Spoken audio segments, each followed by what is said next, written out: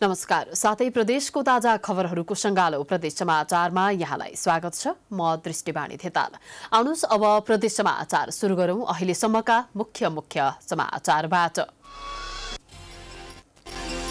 स्तर उन्नति सहित नाम परिवर्तन भए पनि हेटौडा अस्पतालले भरपर्दो सेवा दिन सकेन। दक्ष जनशक्ति नहुँदा भेन्टिलेटर र डायलिसिस सेवा अलपत्र। दाङमा शान्ति सुरक्षाका लागि प्रहरीले बनाएको रणनीतिक योजना प्रभावकारी बन्दै टोल सुरक्षा समिति गठन हुँदा चोरी तथा अपराधिक घटनामा कमी। सेवा सुविधा सहित नियमित तलब पाउनुपर्ने माग गर्दै धरानका चिकित्सकहरू आक्रोशित। माग सम्बोधन नभए कडा आन्दोलन गर्ने चेतावनी।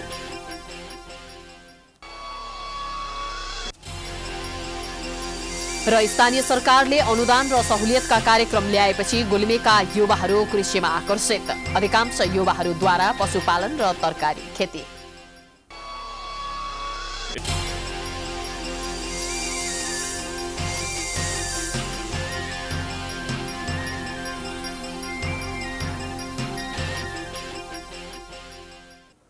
आजको प्रदेश समाचार सुरु गरौं बागमती प्रदेशको मकवानपुरमा मदन भण्डारी स्वास्थ्य विज्ञान प्रतिष्ठानले भरपर्दो उपचार दिन नसकेको सम्बन्धी प्रसंगबाट। हेटौडा अस्पताललाई स्तर उन्नति गरेर मदन भण्डारी स्वास्थ्य विज्ञान प्रतिष्ठान बनाइएको भए पनि अस्पतालमा दक्ष जनशक्ति नहुँदा स्थानीयले भरपर्दो स्वास्थ्य उपचार पाउन सकेका छैनन्। अस्पतालमा 6वटा भेन्टिलेटर, एउटा डायलिसिस मेसिन भए पनि जनशक्ति नहुँदा सेवा दिन सकिएको छैन। स्थानीयहरू यो गुनासो गरिरहेका छन्। मेसिनहरू जोडिएको भए पनि बिरामीको लागि आवश्यक बेड र पर्याप्त भवन नभएका कारण बिरामीले सेवा लिनबाट वञ्चित भएका छन्।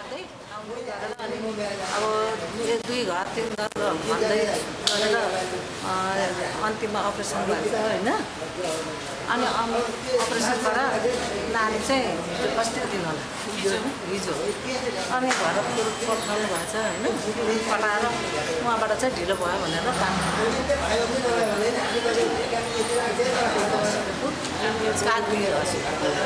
अहिले लगेर राख्नुभएको छ। हेटौडा अस्पतालमा विश्वासिलो स्वास्थ्य सेवा पाउन नसकेको भए पनि 24 घण्टा डाक्टरको सुविधा सहित उपचार सुविधाको माग स्थानीयले गरिरहेका छन्। सत्ता लगाएर जुन पैसा उठाएर जुन जनताहरूसँग जुन पैसा पटुलेर जुन उठाएर त्यो काम गरिरहेको थियो, त्यो चाहिँ बुद्धि नपुर्याइकन त्यो काम गरियो भन्ने मलाई लाग्छ। यदि त्यो कुरालाई 25 मिटरको बाटो छुट्याएर त्यो भवन निर्माण गरिदिएको भए अहिले त्यो संरचना भत्काउनु पर्ने अवस्था रहन्थेन र जनताबाट उठेको पैसा चाहिने यसरी चाहिँ फजुल रूपमा खर्च हुँदैन थियो। हेटौडामा गुणस्तरीय स्वास्थ्य उपचारका लागि स्थानीय सरकार, प्रदेश सरकारले समयमा जनशक्तिको व्यवस्थापनका लागि पहल गर्नुपर्ने सर्वसाधारणले माग गरेका छन्।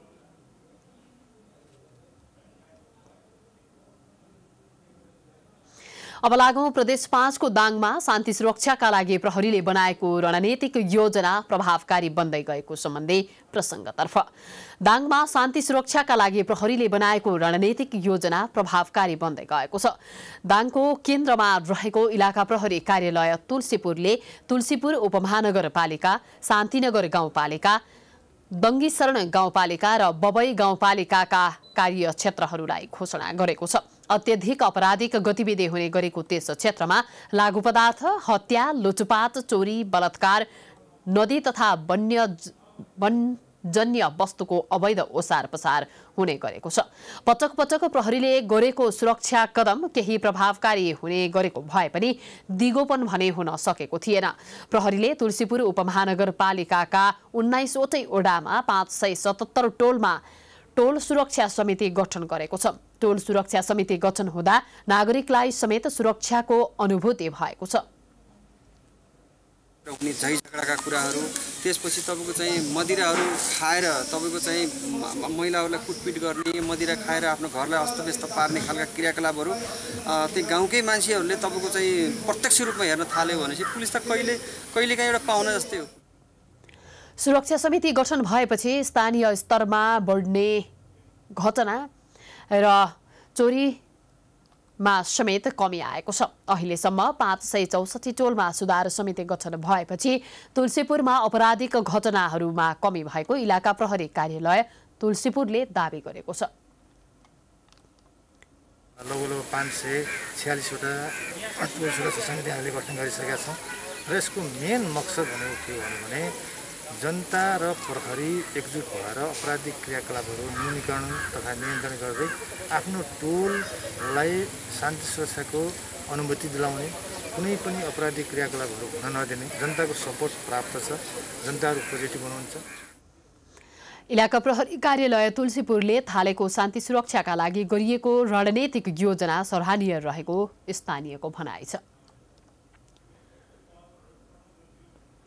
अब लागौं प्रदेश 1 को धरानमा सेवा सुविधा नपाएको भन्दै चिकित्सक आन्दोलित भएको सम्बन्धी प्रसङ्गतर्फ। कोभिड-19 को महामारीको अवस्थामा अग्रभागमा काम गर्दै आएका चिकित्सक, स्वास्थ्यकर्मी तथा कर्मचारीहरूले लामो समयसम्म तलब नपाएपछि आक्रोशित भएका छन्। धरान स्थित बीपी कोइराला स्वास्थ्य विज्ञान प्रतिष्ठानका कर्मचारीहरूले राज्यले तोकेको जोखिम भत्ताको त कुरै छोडौं, पाउँदै आएको मासिक तलब समेत पाएका छैनन्। महीनाको अन्तिममा तलब पाउँदै आएका बीपी कोइराला स्वास्थ्य विज्ञान प्रतिष्ठान धरानका चिकित्सक तथा कर्मचारीहरूले अर्को महिना बित्न लाग्दा समेत तलब नपाएको गुनासो गरेका छन्। तलब भत्तासँगै प्रतिष्ठानमा लामो समयदेखि चिकित्सकको बढुवा नहुँदा कतिपय विभागहरू प्रोफेसर विहीन बन्न पुगेका छन्। प्रोफेसर नहुँदा एमडी, एमएसको सिट संख्यामा पनि असर पुगेपछि प्रतिष्ठानका चिकित्सकहरू आन्दोलनमा रहेका छन्। करिब 1 सातादेखि आन्दोलनमा रहेका चिकित्सकको मागप्रति व्यवस्थापनले चासो नदिएको भन्दै आन्दोलनलाई थप कडा बनाउने चेतावनी दिएका छन्। 1 महिना 2 महिनाको चाहिँ यति गर्दै चाहिँ हामी यो विज्ञापन निकाल्छौँ भनेर जब हामीसम्म लिखित दिनु हुँदैन र त्यो बाहेक अरू सम्पूर्ण हाम्रो जुन उहाँहरूले गर्नुपर्ने कर्तव्यहरूको जुन लिस्ट छ त्यसमा लिखित रूपमा उहाँले दिनु हुँदैन तबसम्म हामीले कुनै पनि मिठो बोलीमा चाहिँ हामी भुलिँदैनौँ। फ्याकल्टीहरूको 2.5 वर्षदेखि रोकिएको बढुवा प्रक्रिया सुरु गर्नुपर्ने, वृद्धि भएको तलब उपलब्ध गराउनुपर्ने, जोखिम भत्ता पाउनुपर्ने लगायतको माग गर्दै स्वास्थ्य कर्मचारीहरू आन्दोलित भएका हुन्। शान्तिपूर्ण आन्दोलनमा रहेका चिकित्सकहरूलाई विभिन्न खालका धम्की आउन थालेका छन्। जबसम्म हामीले त्यो स्यालेरी आज आउँछ आउँदैन त्यो नआउन्जेलसम्म हामी यसरी नै लागिरहेको उहाँहरूको मिठो कुरामा लाग्नु भयो र त्यो मात्रै होइन, अब प्रेसिडेन्टलाई हाम्रो ज्यानको धम्की आउन थालिसक्यो। यो सुनिरहेको अब ज्यानको धम्की, अब सर्व गर्ने धम्कीहरू पनि आउँदैछ, त्यसले हामी कोही तर्सिनु भएन। चारैजना पदाधिकारीहरू चिकित्सक हुँदा समेत चिकित्सकहरूकै मागप्रति व्यवस्था गरेको स्वास्थ्यकर्मीको गुनासो छ। आफूहरू सकारात्मक भएको प्रतिष्ठान व्यवस्थापनको भनाइ छ। 2-3 महिनादेखि स्वास्थ्यकर्मीले तलब पाउनु भएको छैन। नपाए पनि यो कोरोनाको जोखिममा यत्रो जोखिम मोलेर उच्च मनोबलले सबैले काम गरिराख्नु भएको छ। त्यसको हामीले कदर गरे, त्यसको जति शब्दमा सम्मान गरे पनि कम हुन्छ। अब देशै सङ्कटमा छ, त्यो सङ्कटबाट हामी पनि अछुतो रहन सक्दैनौँ। तथापि प्रतिष्ठानको व्यवस्थापनले यसलाई समुचित सम्बोधन गर्न कोसिस गरिरहेको छ। आशा गरौँ उपकुलपतिज्यू आइसोलेसनबाट फर्केपछि हामीले सार्थक वार्ताद्वारा यसलाई समाधान गर्छौँ। सेवा सुविधाको माग गर्दै गत भदौ 19 गते 17 बुधे मागपत्र प्रतिष्ठान व्यवस्थापनलाई बुझाएको भए पनि अहिलेसम्म मागका विषयमा कुनै सुनवाई नभएको भन्दै आन्दोलन गर्न बाध्य भएको उनीहरूको भनाइ छ। प्राइम टाइम्स टेलिभिजनको लागि सुनसरीबाट विकल रेग्मीको रिपोर्ट। प्रदेश समाचारमा पालो भएको छ विश्रामको।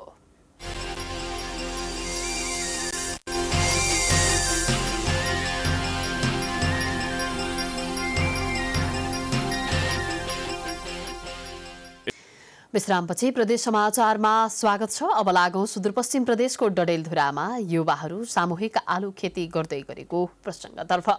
डडेलधुराको गन्यापधुरा गाउँपालिकाका युवाहरूले सामूहिक रूपमा आलु खेती गर्न सुरु गरेका छन्। 40 वर्षदेखि बाँझो रहेको जमिनमा गन्यापधुरा गाउँपालिका 4 रुमाइलका युवाहरूले समूह बनाएर 250 रोपनी जमिनमा आलु खेती गर्न थालेका हुन्।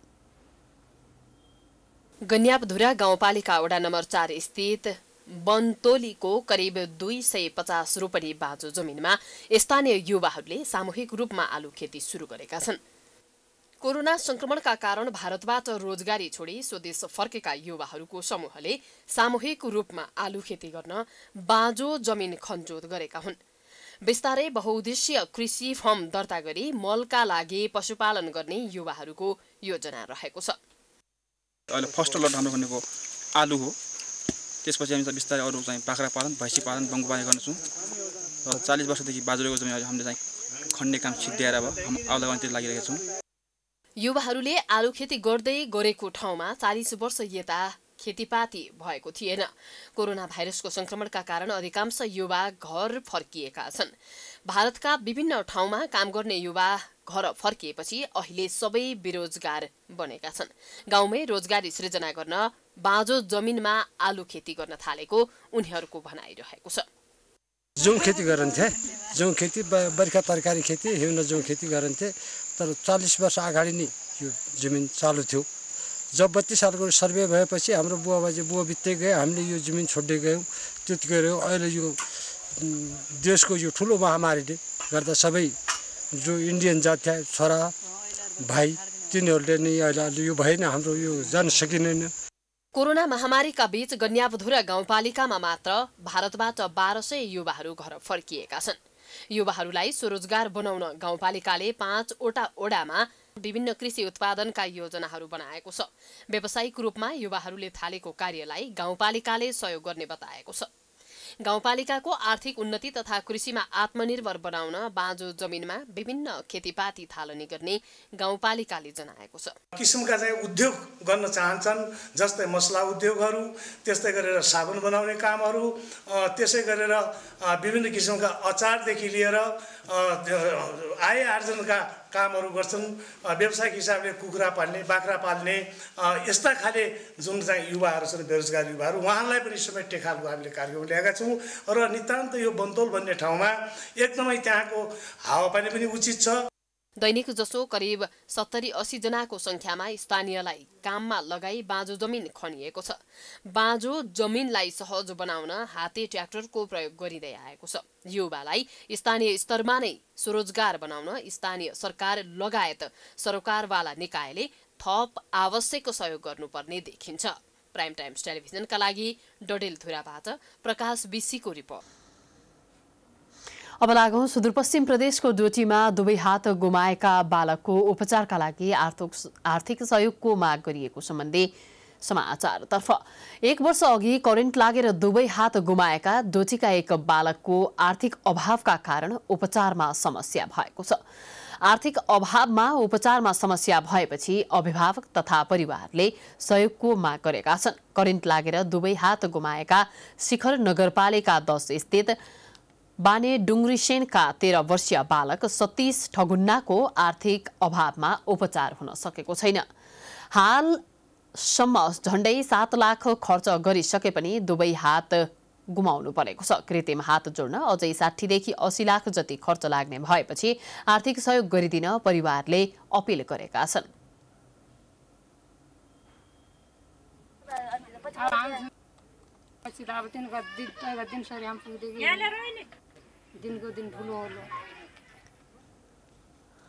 एक वर्ष पहिले बाने डुङ्ग्रिसैनमा राजेन्द्र निर्माण सेवाले सेती नदीमा निर्माणाधीन पुलका लागि राखिएको विद्युत ट्रान्समिटर नजिक करेन्ट लागेर बालकको दुवै हात जलेको थियो।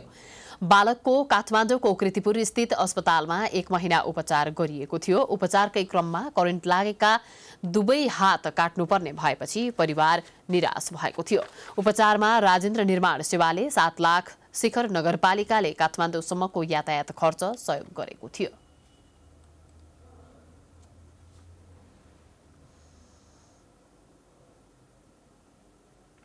प्रदेश समाचारमा फेरि पनि पालो भएको छ विश्रामको।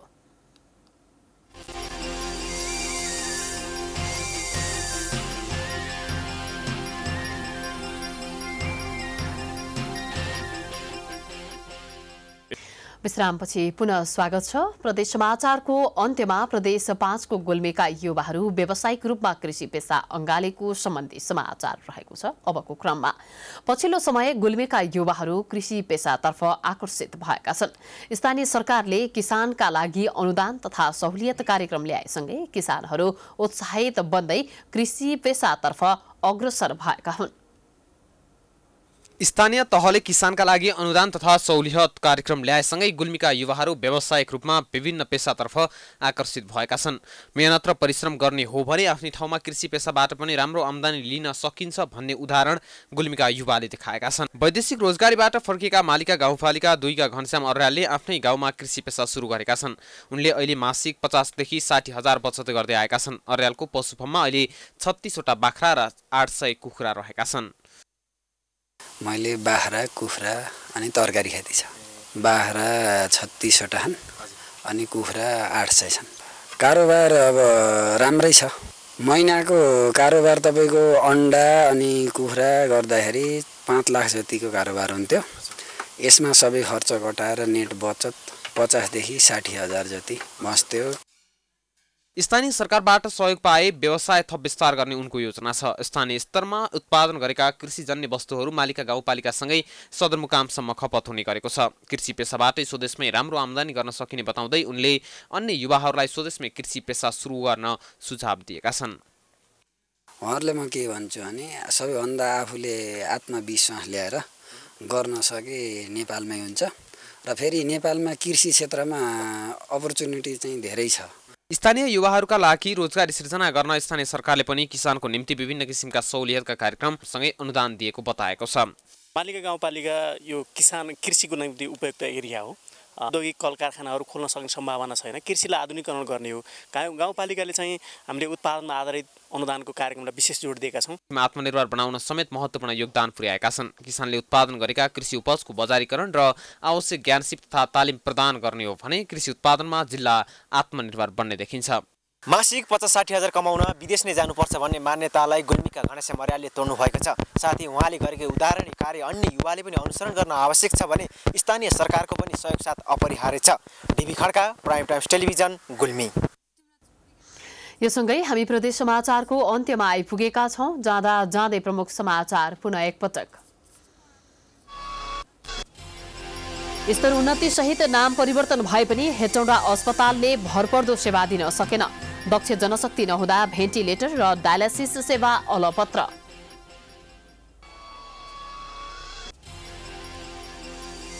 दाङमा शान्ति सुरक्षाका लागि प्रहरीले बनाएको रणनीतिक योजना प्रभावकारी बन्दै टोल सुरक्षा समिति गठन हुँदा चोरी तथा आपराधिक घटनामा कमी।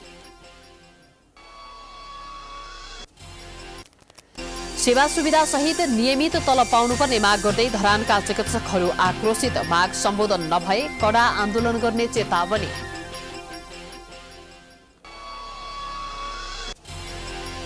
र स्थानीय सरकारले अनुदान र सहुलियतका कार्यक्रम ल्याएपछि गुल्मीका युवाहरू कृषिमा आकर्षित। अधिकांश युवाहरूद्वारा पशुपालन र तरकारी खेती।